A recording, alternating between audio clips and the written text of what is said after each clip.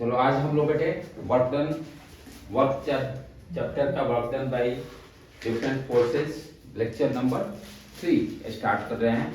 Already first और second lecture, उस lecture को आप जरूर देखिए, तभी आप थर्ड लेक्चर को अंडरस्टैंड कर सकते हैं।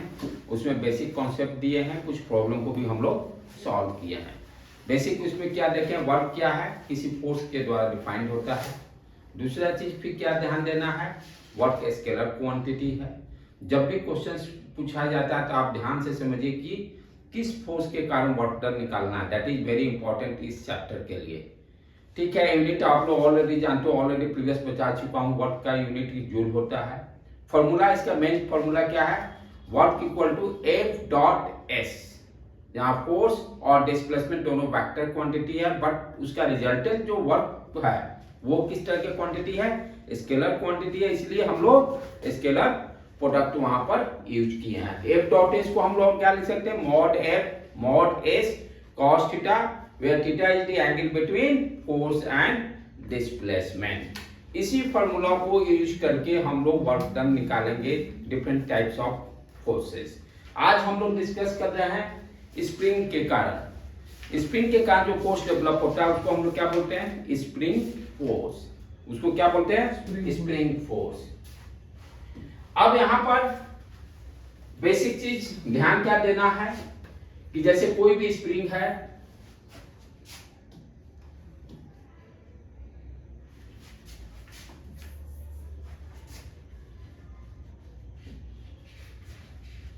कोई भी स्प्रिंग है, राइट। यदि इस पर हम एक्सटर्नल फोर्स अप्लाई करते हैं और स्प्रिंग में यदि डिस्प्लेसमेंट x हो रहा है, तो ध्यान देने की बात क्या है, यहाँ पर जो फोर्स लगेगा spring force, that will be equal to F equal to minus kx। यहाँ पर नेगेटिव साइन k क्या है, spring constant. Minus sign put करने का पर्पस क्या है कि फोर्स और डिस्प्लेसमेंट दोनों अपोजिट डायरेक्शन में होंगे। फोर्स और डिस्प्लेसमेंट, जैसे मैंने इसको खींचा और यदि देखें खींचेंगे तो इंटरनली फोर्स स्प्रिंग फोर्स इस डायरेक्शन में लगा तो डिस्प्लेसमेंट इस डायरेक्शन में होगा, इसीलिए यहाँ पर नेगेटिव साइन हम लोग पुट किए हुए। दूसरी चीज इंपॉर्टेंट पॉइंट क्या ध्यान देना है, यहाँ पर डिस्प्लेसमेंट क्या है, वेरिएबल है। डिस्प्लेसमेंट क्या है, वेरिएबल है। इसके पहले जितने भी प्रॉब्लम्स हम लोग किए हैं वहां पर डिस्प्लेसमेंट कांस्टेंट रहा है, नॉट वेरिएबल। तो जब आपका डिस्प्लेसमेंट या फोर्स वेरिएबल रहेगा तो हम लोग वर्क डन निकालेंगे किसके हेल्प के थ्रू, इंटीग्रेशन को यूज करके निकालेंगे, राइट।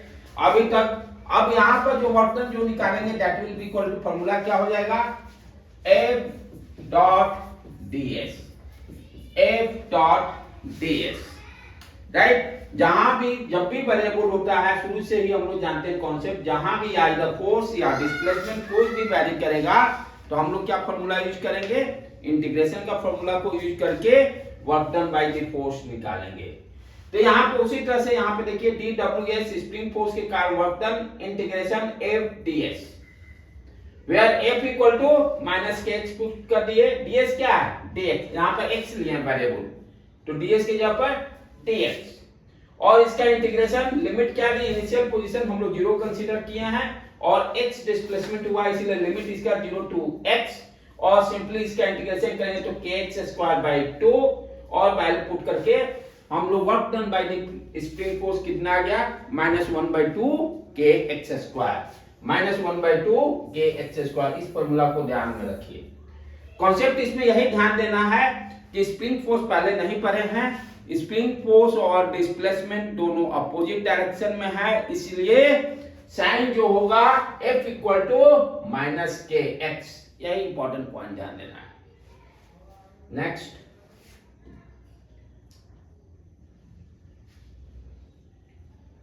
अब यहां पर दूसरा ये भी स्प्रिंग फोर्स की बात हो रहा है, स्प्रिंग फोर्स के कारण वर्क डन। पिछले वाले में इनिशियल पोजीशन को हम लोग 0 कंसीडर किए हैं, डिस्प्लेसमेंट का इनिशियल पोजीशन को 0 कंसीडर किए हैं।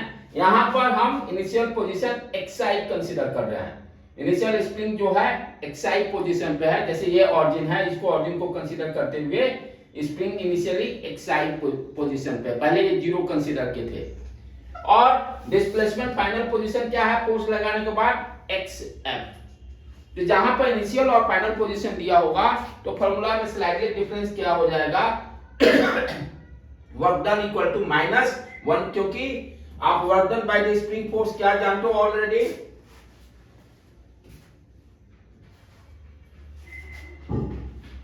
Work done by spring force -1/2 kx²। अब यहां पर क्या है, इनिशियल और फाइनल पोजीशन दिया हुआ है। इस वर्क डन का फॉर्मूला में स्लाइटली मॉडिफाई करेंगे, 1/2 kx फाइनल का स्क्वायर माइनस xi का स्क्वायर, राइट। इनिशियल पोजीशन पर वर्क डन कितना हो गया कैलकुलेट कर लेंगे, और फाइनल पोजीशन फॉर्मूला पे या तो इसको राइट, ठीक है, final minus initial, final minus initial. तो जब इनिशियल और फाइनल पोजीशन दिया रहेगा तो वर्क डन, कैसे, ये कंफ्यूजन नहीं रखने का, बेसिक फॉर्मूला पाइए, work done equal to F dot ds, ठीक है। यहां पर ध्यान देने का बात क्या है कि फोर्स और डिस्प्लेसमेंट, फोर्स यदि इस डायरेक्शन में लग रहा है तो डिस्प्लेसमेंट इस डायरेक्शन, दोनों अपोजिट है। तो यहाँ पर cos थीटा जो हम लोग लिखते हैं, एक्चुअल में क्या लिखते हैं, F S चाहे F ds cos थीटा, यहाँ थीटा क्या होगा पाई, थीटा क्या हो जाएगा पाई, cos पाई -1, cos पाई -1, ठीक है। तो यहाँ पर फोर्स का वैल्यू रखेंगे kx dx xi xf, और उसको इंटीग्रेट करके हम लोग फाइनली ये कैलकुलेट कर लेंगे, ठीक है बेटे। यहाँ पर ध्यान से देखो, इसको भी यदि हम ब्रेक करें तो ये कितना आ जाएगा, 1/2 kxi का होल स्क्वायर माइनस 1/2 kxf का होल स्क्वायर, इस तरह से भी हम लोग लिख सकते हैं, ठीक है, ओके, राइट। आगे बढ़े हम लोग,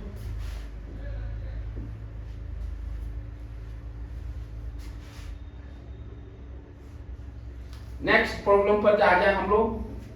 क्या प्रॉब्लम दिया हुआ है, the natural length of the spring is 60 centimetre.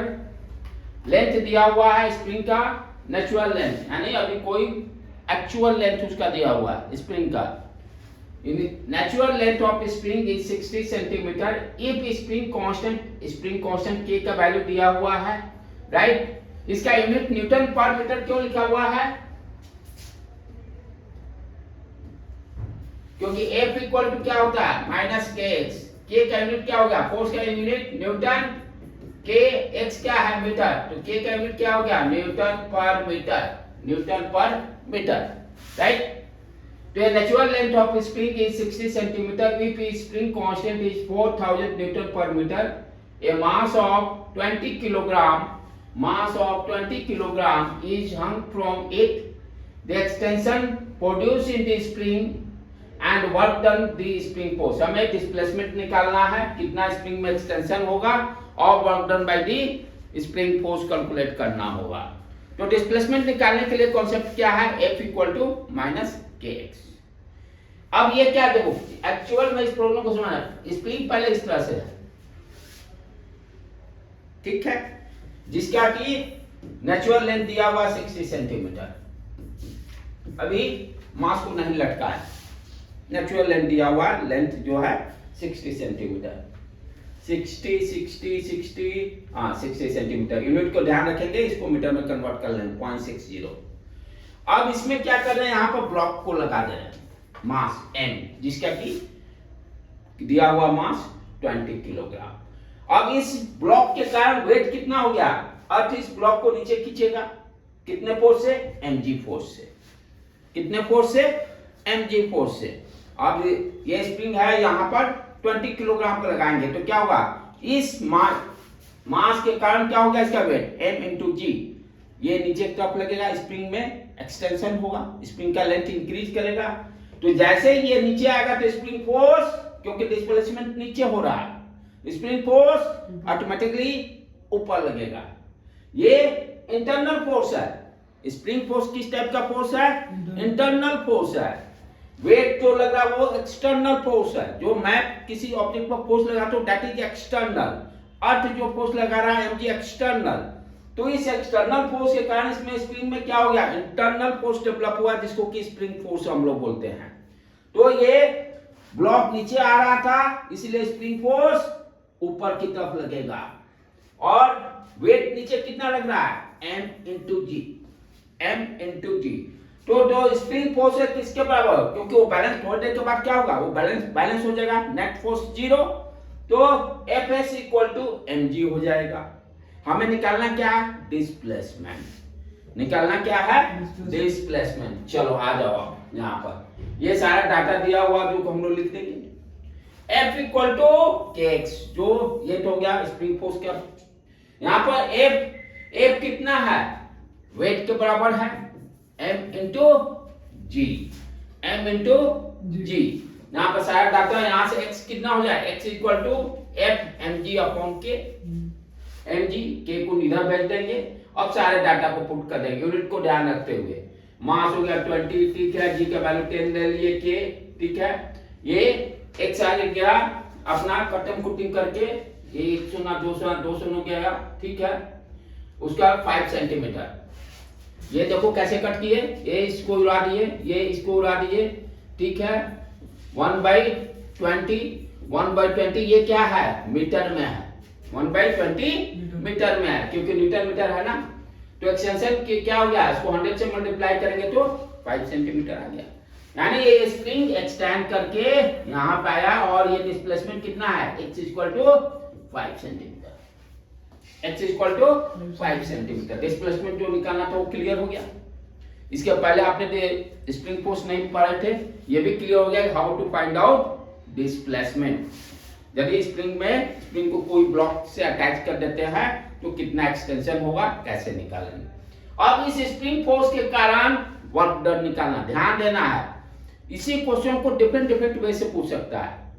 Work done by अर्थ, यानी work done by the weight of the block, चाहे अर्थ ग्रेविटी के कारण कितना वर्क डन हुआ, तो फोर्स क्या हो जाएगा, mg। क्योंकि वर्क में यही ध्यान देना है किस फोर्स के कारण क्वेश्चन पूछ रहा है, और इसको डिफरेंट तरीका से मोल्ड कर सकता है। तो हमेशा आपका ध्यान रहना चाहिए कि कौन सा फोर्स का वर्क डन कर रहा है। तो यहाँ पर work done by spring force कर रहा है, यानी एफएस पे हमको ध्यान देना है। स्प्रिंग फोर्स के कारण अभी फॉर्मूला डेवलप किया है 1/2 kx²। नेगेटिव साइन वहां जो दे रहा सिर्फ डायरेक्शन बता रहा है। यदि work done equal to -1/2 kx² करने मतलब वर्क नेगेटिव होगा। क्यों, क्योंकि फोर्स और डिस्प्लेसमेंट अपोजिट डायरेक्शन में है, इसीलिए वर्क क्या हो गया, नेगेटिव साइन का मतलब इतना ही है, उससे ज्यादा कुछ नहीं है। नेगेटिव कब आता है, ऑलरेडी हम लोग प्रीवियस स्लाइड में देखे हैं, जब एंगल आपका 90 से 180 के बीच में जाएगा, सेकेंड क्वाड्रेंट में कॉस नेगेटिव हो जाएगा, वर्क डन नेगेटिव होगा। यहाँ पर अपोजिट डायरेक्शन है तो 180 डिग्री का एंगल बनेगा, इसलिए वर्क डन जो होगा नेगेटिव होगा। इस नेगेटिव साइन का यही मतलब है, इससे ज्यादा नहीं। इनिशियल पोजीशन दिया हुआ, फॉर्मूला यूज करेंगे -1/2 kx final minus x initial, दोनों का स्क्वायर, ये वैल्यू रख देंगे। 60 पहले से था, अब लेंथ 60 में 5 जोड़ देंगे, 65 सेंटीमीटर, और इसको मीटर में कन्वर्ट करके हम लोग 125 जूल फाइंड आउट कर लेंगे। इसको घर पे जाकर एक बार जरूर इसको अपने से सॉल्व कीजिएगा, राइट बेटे।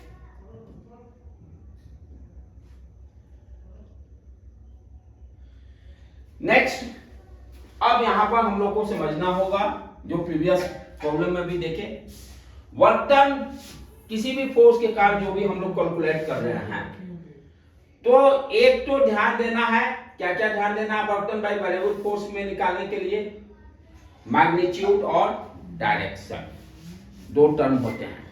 मैग्नीट्यूड का मतलब F mod S, ठीक है, और डायरेक्शन फोर्स और डिस्प्लेसमेंट का डायरेक्शन। जब भी किसी भी फोर्स के कारण हम वर्क डन निकालते हैं तो क्या देखते हैं, what is the value of the force, what is the value of the displacement, और दोनों का डायरेक्शन क्या है, यही चीज है। तो किसी भी फोर्स के कारण वर्क डन निकालना है तो उसके मैग्नीट्यूड पे, मैग्नीट्यूड क्या होगा, आइदर फोर्स और डिस्प्लेसमेंट का मैग्नीट्यूड या डायरेक्शन। अब ध्यान देना है कि यहां पर वेरिएशन की बात कर रहे हैं, फोर्स भी आपका वैरी कर सकता है या आपका डिस्प्लेसमेंट वैरी कर सकता है। तो यहां पर ध्यान देने के मोस्टली जो प्रॉब्लम्स होगा उसमें फोर्स कांस्टेंट रहेगा, डिस्प्लेसमेंट वैरी कर रहा है। अभी जो पढ़ना हम लोग को, आप लोग को 11th में जो पढ़ना है उसमें क्या ध्यान देना है कि फोर्स कांस्टेंट रहेगा, वैरी क्या करेगा, डिस्प्लेसमेंट। हाँ, लेकिन ये भी है हायर स्टडी के लिए ये भी ध्यान देना है कि ये भी हो सकता है फोर्स वैरी करे, वो रेयर चांसेस है, नहीं के बराबर। इस पर हम लोग सोच सकते हैं कि क्या होगा। फोर्स वैरी कराना है not easy task, very tough work. Force को वैरी कराना इतना आसान काम नहीं है। यानी वो कौन सी फोर्स, जैसे स्प्रिंग फोर्स है, ठीक है, तो वहां पर एक्स वैरी कर रहा है, एक्स वैरी करने के कारण फोर्स वैरी कर रहा है। ध्यान से समझने का, जैसे F इक्वल टू माइनस के एक्स कर रहा है, तो यहां पर ये फोर्स ठीक है, फोर्स वैरी कर रहा है, किसके कारण, डिस्प्लेसमेंट के कारण। x का वैल्यू चेंज हो रहा है तो फोर्स भी चेंज करेगा।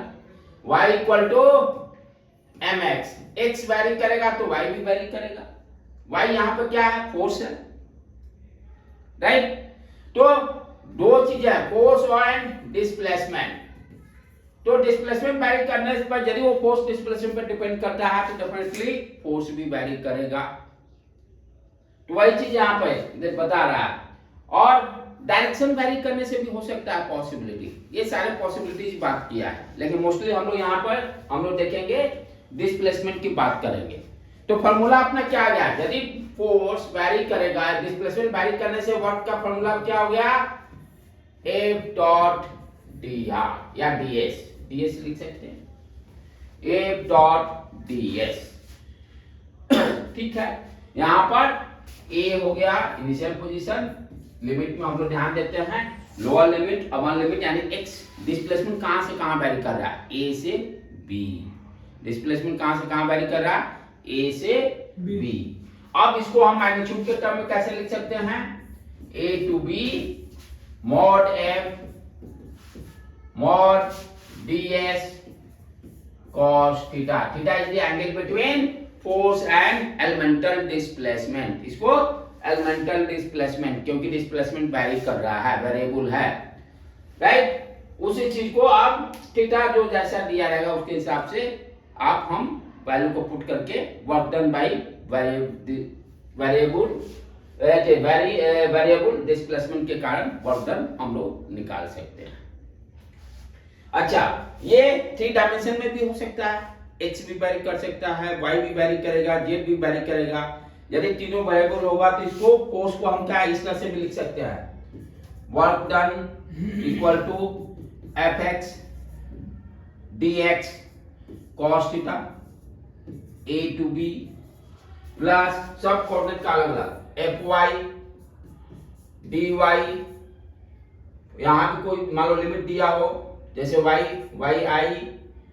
फाइनल दिया हो, फिर z fz dz। तो यदि तीनों वेरिएबल करेगा उसके कारण भी हम वर्क डन निकाल सकते हैं, क्योंकि यहाँ पर सबसे आसान बात क्या है, ये सारे वर्क क्या है, स्केलर क्वांटिटी है, तो डिफरेंट डायरेक्शन का सबका कैलकुलेट करके सिंपली उसको ऐड अप कर देंगे। इससे ज्यादा दिमाग लगाना नहीं है, क्योंकि यहाँ पर वेक्टर एनालिसिस नहीं है। तो यहाँ पर इस स्लाइड में हम लोग क्या देखे, यदि डिस्प्लेसमेंट वैरी कर रहा है तो फॉर्मूला मेरा स्लाइटली मॉडिफाई हो गया, work done equal to F dot ds use करेंगे। चले आगे बढ़े हम लोग।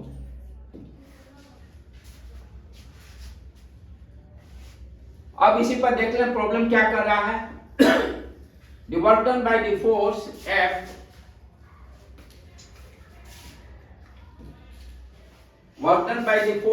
F equal to minus 6x cube I cap।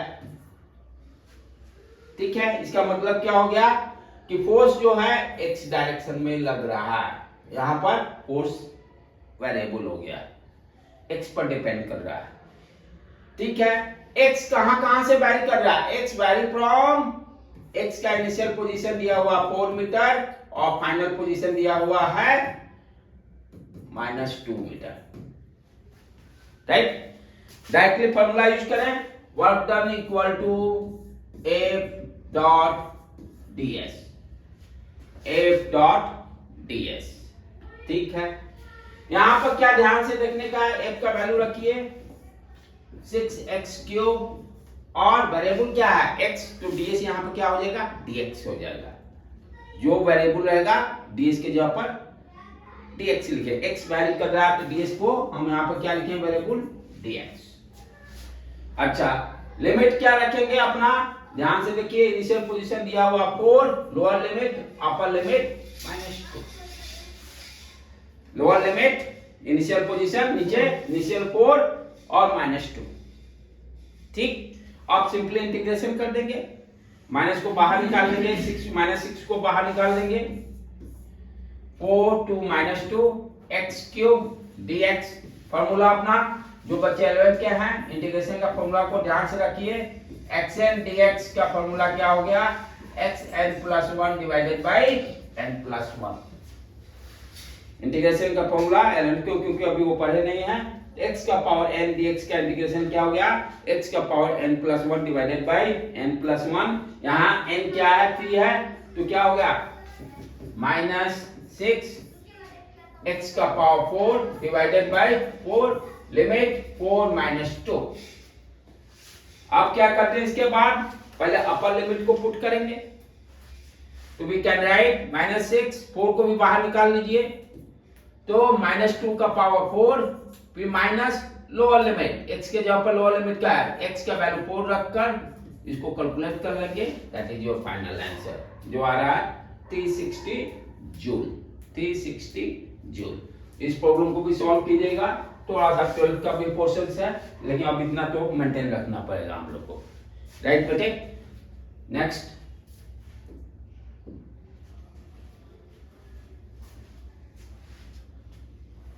हाँ this is very very important concept. यहां पर अब वर्क डन बाय ग्राफिकल, जैसे हम लोग फर्स्ट चैप्टर में जो मोशन ऑफ स्ट्रेट लाइन जहां पढ़े थे, वहां भी हम लोग जैसे दिया रहता था वेलोसिटी टाइम ग्राफ, उससे डिस्प्लेसमेंट निकालना था, ग्राफ से भी हम लोग प्रॉब्लम को सॉल्व किए थे।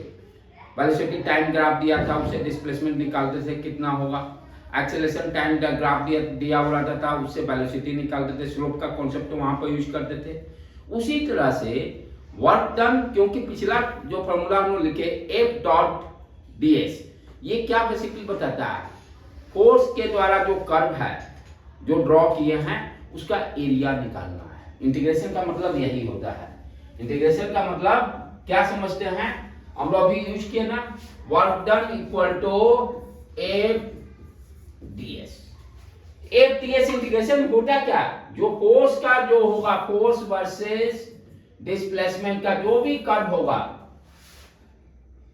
वो area enclosed by X axis, यहां डिस्प्लेसमेंट है, ये एरिया फाइंड आउट करेंगे। ये एरिया क्या दे रहा है, यही तो इंटीग्रेशन है। तो कर्व यदि दिया रहेगा तो हम क्या करेंगे, कर्व जो फोर्स का कर्व दिया उसका एरिया फाइंड आउट करेंगे, वो वर्क डन निकल जाएगा। क्योंकि इंटीग्रेशन बेसिकली क्या देता है, जिस कर्व का हम इंटीग्रेशन निकालते हैं, area enclosed by the x axis या जो वेरिएबल रहेगा। इसी चीज को यहां पे ग्राफ से बताया गया है। यहां पर फोर्स वर्सेस आर, क्योंकि यहां पर वैरी कर रहा है फोर्स, ये देखिए फिक्स नहीं है, फोर्स वैरी कर रहा है। ये कॉन्सेप्ट तभी यूज करेंगे जब फोर्स को वैरी करेगा, फोर्स वैरी करेगा एक्स एक्सिस के रेस्पेक्ट में, या जो भी एक्स के या डिस्प्लेसमेंट रहे, एक्स रहे, आर रहे, व्हाटएवर वैल्यू। तो यहां पर आप देखिए, अब एरिया इंक्लोज्ड का यानी ये इंटीग्रेशन का कॉन्सेप्ट क्या है, एफ डी आर हम लोग बोलते हैं ना, एफ किसी पॉइंट पर डी आर पर एफ डी आर, और लिमिट पुट करते हैं initial to R I minus R F. तो ये क्या दिया, ये area enclosed by this curve, ये कर्व एक्स एक्सिस से इंक्लोज्ड एरिया। उसी तरह से यहां पे ध्यान से देखो बेटे, एक कर्व दिया हुआ है, ये फोर्स का, ये यहां पर आपका फोर्स का जो भी वैल्यू मान लो दिया रहेगा, यहां भी कुछ नेगेटिव में दिया है, ये नेगेटिव शो कर रहा है। अब यहां पर देखो कॉन्सेप्ट एरिया निकालना है, हम क्या करेंगे, ये कर्व जो दिया हुआ है इसका पहले एरिया पॉजिटिव डायरेक्शन में है, तो वर्क यहां पर क्या होगा, A1 पॉजिटिव होगा, A1 पॉजिटिव होगा, क्योंकि फोर्स और डिस्प्लेसमेंट, फोर्स का वैल्यू क्या है, पॉजिटिव है। तो सिंपली क्या करें, ट्रायंगल दिखाई दे रहा है, एरिया कैलकुलेट कर लेंगे। उसी तरह से ये कर्व यहां तक आ रहा है, ये एरिया अलग से कैलकुलेट करेंगे क्योंकि स्केलर क्वांटिटी है वर्क, हम सबका अलग अलग एरिया निकालकर सिंपली ऐड कर देंगे। अब यहाँ पे देखिए, यहाँ पर फोर्स क्या है, निगेटिव है, वाई एक्सिस निगेटिव में है, तो A2 क्या हो गया, निगेटिव, वर्क डन यहाँ पर निगेटिव, तो A2 का भी एरिया निकाल लेंगे, साइन ध्यान रखना है, निगेटिव हो गया, दोनों को ऐड करेंगे तो A1 माइनस A2 हो जाएगा, area enclosed by this force का। तो इस तरह से ग्राफ यदि दिया रहेगा तो ग्राफ को आसानी से समझते हुए area enclosed by the curve करके आप निकाल लीजिएगा। जैसे कुछ प्रॉब्लम्स करते हैं,